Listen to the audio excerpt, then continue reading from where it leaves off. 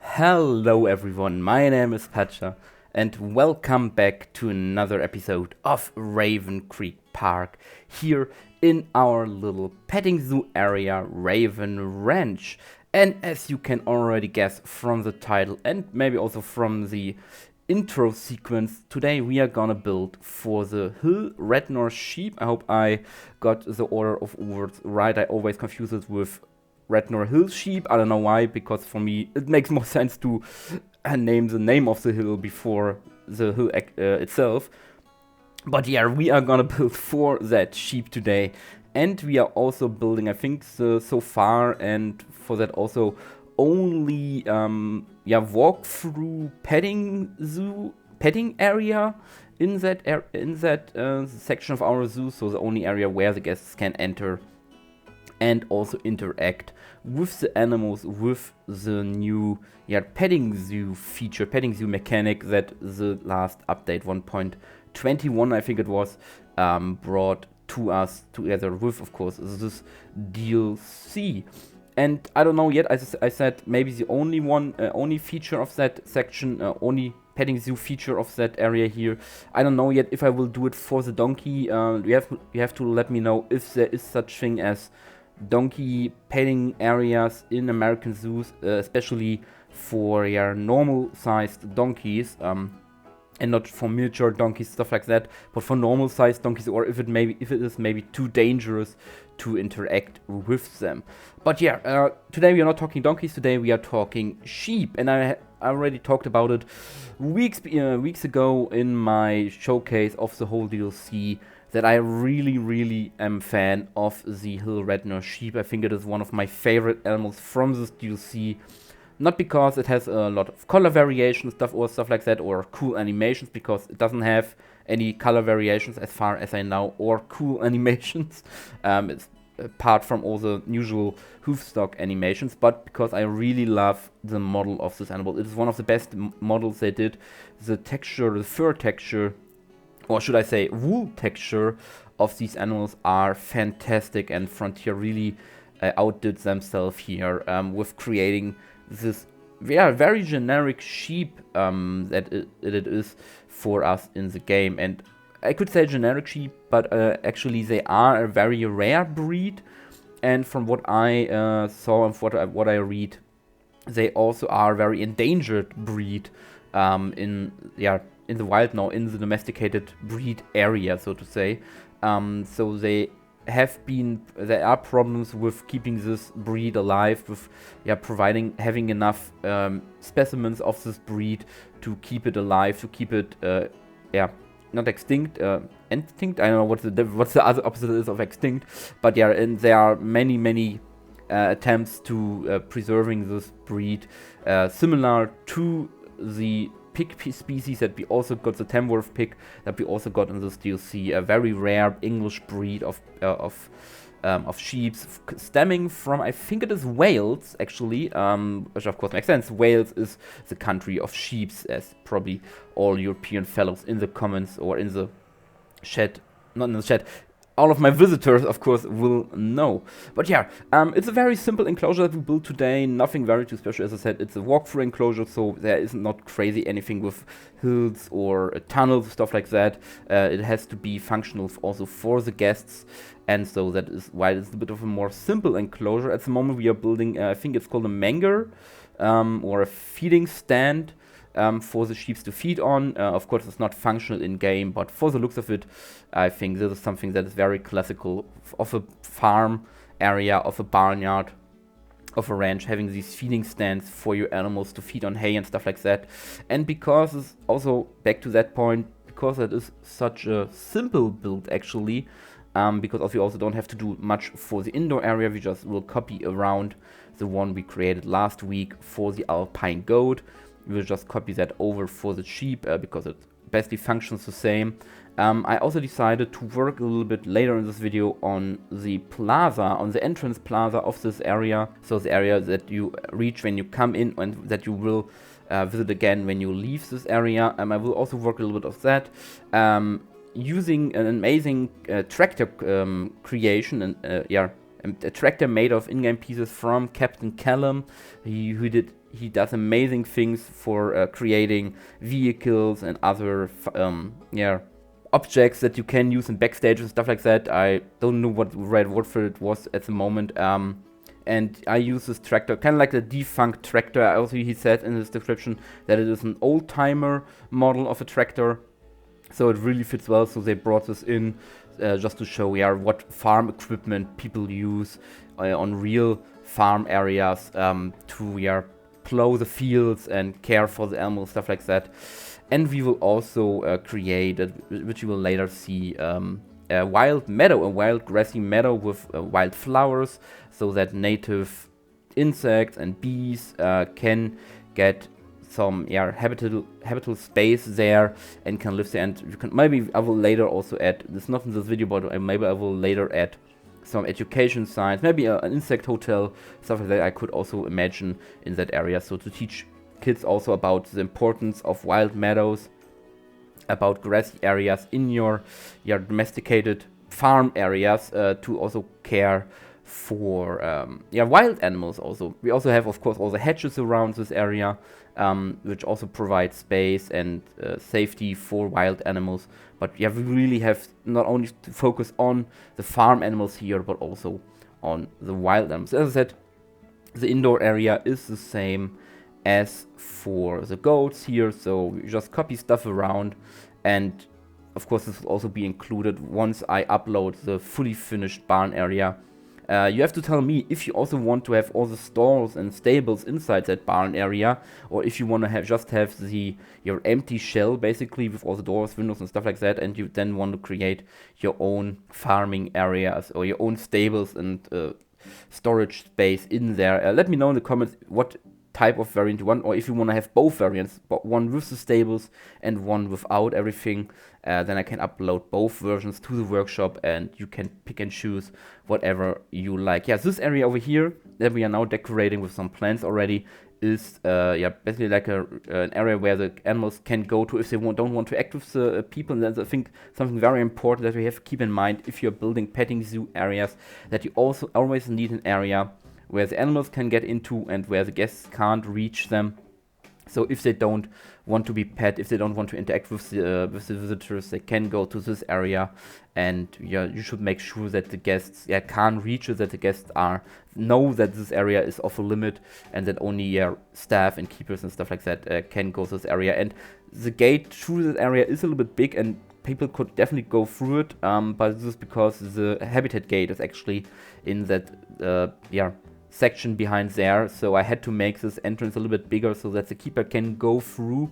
And maybe I will change it, maybe I will put the entrance gate somewhere else and then close this section off, maybe with a more secure fence, so that only the sheep can go into that area.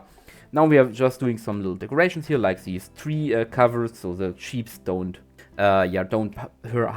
harm the bark of the tree. And then we're doing some terrain work over here, nothing very special. We also right away go into all the plant section with a lot of grass. I know hoofstock enclosures usually look a little bit more barren because of course you have animals that eat all the plants in that area, and especially farm animals like sheep and goats. Sheep are known for grazing everything free of plant life, but I still wanted to have some small grassy patches in there, otherwise it would just be a dirty area full of dirt, and nothing really to look at that would look a bit nicer. So maybe a bit more unrealistic here, but I think still that at the end it looks better. And I also put some benches down, so if you have kids running around trying to patch the sheep, parents or more elderly people can just sit down, enjoy the area, and enjoy the animals without running around or having to stand. So something where the parents could sit, or people who are having a long walk, they can just enjoy the scenery. And you might be wondering why the left side of this area is fenced off differently than the front and the back, and why I have a more secure fence over there. This is because this habitat will border to a different habitat with a wild animal, namely the wild pronghorn antelope, or more so accurate, the pronghorn, because they aren't antelopes. So this needs a more secure fence so that the animals or guests can't get into that pronghorn habitat that will be on the left side. And I only say pronghorns because usually before the plan was talking a bit about the future of the zoo here, the plan was to habit both the pronghorn and, as it is classically done, the American bison in this habitat. But since we got the Eurasian Wiesent and saw the model of the Eurasian Wiesent and compared it to the bison, I just think the bison is looking rather ugly. I have to say it like that. It is not up to their today's standard. It is too small. It is too the model itself, the fur isn't really that good. And since I'm not using mods until the official development of this game is over, I have to stick with the ugly base game bison. And so I decided for now, maybe I will change it in the Zukunft, that I will not include the bison in this zoo. We have the Wiesent, the Eurasian bison in here, and I know it's an American zoo focusing on American animals. How can I not have the bison in here?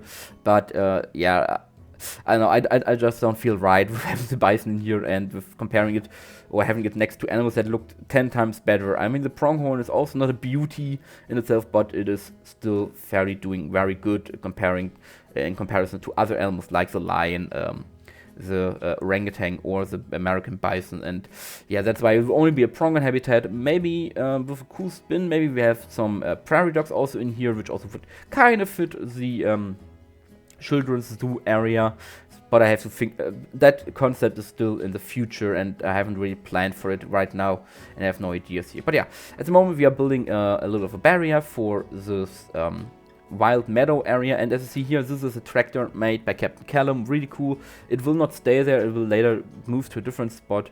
And we also included the well from the Barnyard Animal Park, which I think fits very well as a center point to the area. If you come in, you have a well which looks amazing, and then you go further in either direction to explore the area. And then this area over here will be then the area where the tractor will be, and there will also be like a photo point where you can take pictures of the barn and the tractor, which I have all scattered around the zoo, different points of interest, as I say here, where you can take pictures to have a nice scenery around you and behind you and stuff like that. And I'm using the info points, I think, from the tour guide system, or the info points in general for education systems, as there gets a stand-in for this is the photo point.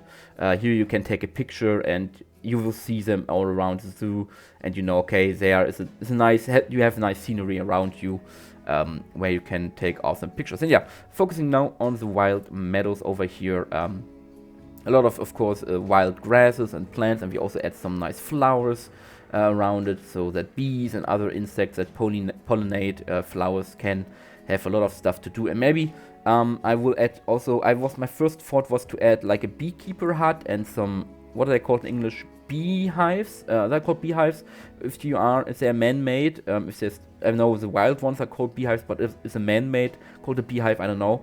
And maybe I will do that later in a different part of this area, but for this part I wanted to focus on the wild insects that are native to my zoo's location. And here, and this is also something that I took from the workshop made by the fantastic creator, amazing talent creator Harry Bow, these food dispensers, because I thought if you have an area where you can feed the animals, you also need something where you can get food to feed the animals, because the guests in-game have some animations where they try to feed the animals, and yeah, they don't. Maybe I can buy the food in the entrance at the entrance, but I also wanted to give an opportunity, because it's something I see very commonly here in European zoos, that you have next to these barnyard petting zoo areas, you have food dispensers where you can buy for a low price. You can put a coin in and then turn a knob, and then food pours out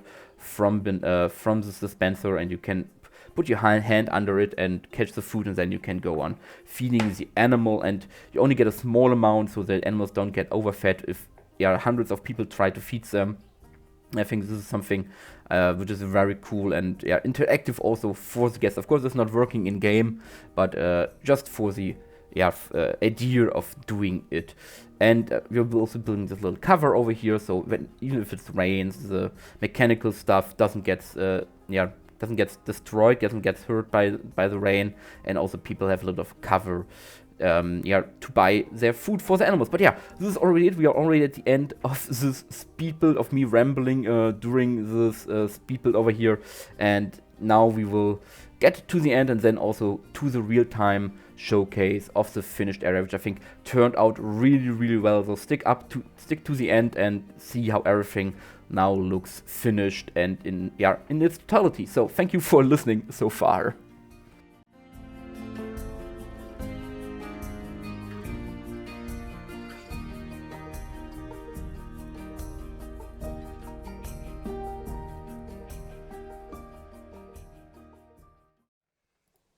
Alright, and here we are now in the real-time part, and before we start actually looking at what we created in this video, I want to say thank you to all of you for reaching 1,500 subscribers. Yeah, I didn't talk about it in the speed build, because at the point of recording the speed build we were still below 1,500, and yes, now when I'm recording this year, we finally reached the magic number. So big thanks to all of you, to all my viewers, to all of you who are commenting, who are liking the videos, who are watching the videos in the first place, for making this possible. And I'm sure and I believe that we can also reach the 2,000, maybe even in this year. It would be a big accomplishment for me. It would be a big dream for me. So thank you everyone again for making this possible. You guys are awesome, and without you this channel wouldn't be possible.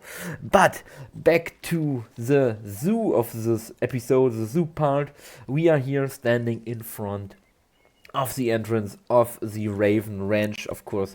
And I wanted to stand here because if you compare it to the first episode where we built the Raven Ranch, quite a lot has changed, and I think it really comes together now, and I always love it. And maybe you know this feeling when you're building an area and everything comes together, and the panorama and the views and all of that stuff fits together. And I'm really happy how everything fits now, how the background works together with we have in the foreground, with all these farm equipment, all these farm objects, all the scenery pieces, with the big blue barn and the animals in the background that you can already see here. So really cool. And let's enter actually our area. And here on the left we now have this little wild meadow area, this little wild meadow grass field, patch of grass for wild animals, for insects, all that stuff, for bees and honeybees, for honeybees and bumblebees, I wanted to say. So really important to also have that. And then on this side we have, of course, as well, Hello Well, and the awesome tractor by Captain Callum. I try to link his tractor and the feeding boxes down in the description of this video if you want to download them yourself. As I said, this year, since it has this little photo icon on the stand itself, I think it fits really well to have it like it. This is a photo opportunity. If you want to make a picture, you can do it from over here. So moving on, we of course have the center point of this episode, the sheep habitat, and we have our little feeding machines. Haribo did an awesome job with creating these with tiny pieces. I have no idea how he did it, but it looks really cool. And then we can enter the gate, and we are here in this. I think it's very simple. Also, sheep habitat. We have our sheep all over there, enjoying a little bit of time for themselves. But nothing too spectacular here. Very simple. I will stay on the path actually that I laid out, because I'm a very nice and respectable visitor of the zoo. And yeah, we have a tree over there, big tree to give shadow when it's a hot day, and otherwise not much else to say about here. You can get a glimpse of the South American area, which is behind here. This is the habitat for the emu and or rhea, as it works as a stand-in, and the llama. And yeah, on this side is a backstage area that you can see, but you're not supposed to go in here. With this feeding stand, you get also a little bit more glimpse of the backstage for South America, and then you get the entrance to the indoor area, and on this side there will be the backstage for the standard American donkey. But yeah, if you go inside, as I said, it's the same as on this side, where there's a big box. I have no idea what it is, we ignore that. And yeah, it's the same as a goat enclosure on this side. Nothing too special, just copied it around, because it works for both species. Both are mid-sized hoof stock, so this fits very well for them. But yeah, this is already it. Everything in this episode doesn't look like much. I mean, this is a shorter episode than usual, because yeah, we just basically filled out this spot here at the entrance, and this means we now can move forward to the back of this area, to the donkeys, to the jumping sheep, to the farmers market, and also the fields and crops, and the show garden, basically, whatever you want to call it. But yeah, I hope you enjoyed this episode. I hope yet you still had a lot of fun, even in the middle of a shorter episode. And again, thank you very much for helping me reaching 1,500 subscribers. Thank you for doing that. And yeah, I hope I see you in the next episodes then. And until then, that you stay safe, you have a great time, you have a lot of fun with this game or with life itself. And then I see you in the next video. Until then, bye bye everyone.